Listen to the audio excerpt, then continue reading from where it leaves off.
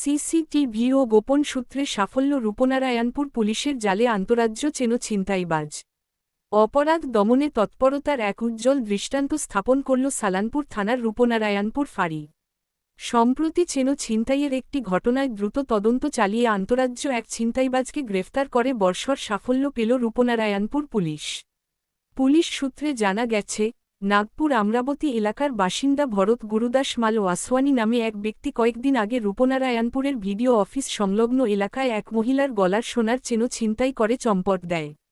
ঘটনার পরপরই ভুক্তভোগী মহিলা রূপনারায়ণপুর ফাঁড়িতে লিখিত অভিযোগ দায়ের করেন। অভিযোগ পেতেই পুলিশ দ্রুত তদন্তে নামে। তদন্তের প্রথম ধাপে ঘটনাস্থল ও আশপাশের এলাকার সিসিটিভি ফুটেজ খতিয়ে দেখা হয়। সিসিটিভি ফুটেজ বিশ্লেষণ করে অভিযুক্তকে চিহ্নিত করতে সক্ষম হন তদন্তকারীরা। এরপর গোপন সূত্র মারফত পুলিশ জানতে পারে, অভিযুক্ত আবার রূপনারায়ণপুর এলাকায় আসতে পারে। সেই খবরের ভিত্তিতে সতর্ক বাড়ানো হয়। গতকাল রূপনারায়ণপুরের নান্দনিক হল সংলগ্ন এলাকায় অভিযান চালিয়ে রূপনারায়ণপুর ফাঁড়ির আধিকারিক অরুণাভ ভট্টাচার্য ও সিভিক ভলেন্টিয়ার বিকাশ বাদ্যকরের তৎপরতায় ধরা পড়ে অভিযুক্ত ভরত গুরুদাস মাল ওয়াসওয়ানি। পুলিশের হাতে গ্রেফতারের পর প্রাথমিক জিজ্ঞাসাবাদে একাধিক গুরুত্বপূর্ণ তথ্য উঠে এসেছে বলে জানা গেছে। পুলিশ সূত্রে আরও জানা যায়, অভিযুক্ত অত্যন্ত পরিকল্পিতভাবে ছিনতাইয়ের কাজ করত। ট্রেনে করে নাগপুর আমরাবতী থেকে এই এলাকায় এসে একটি মোটরসাইকেল ব্যবহার করে অপরাধ সংঘটিত করত।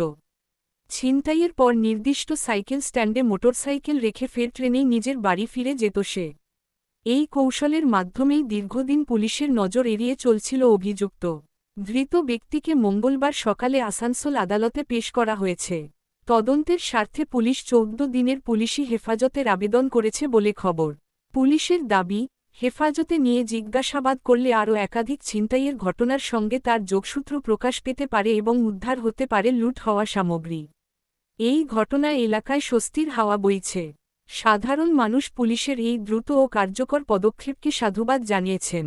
রূপনারায়ণপুর পুলিশের এই সাফল্য আবারও প্রমাণ করল, প্রযুক্তি, তথ্য ও মাঠপর্যায়ের সক্রিয়তার সমন্বয়ে অপরাধ দমন করা সম্ভব।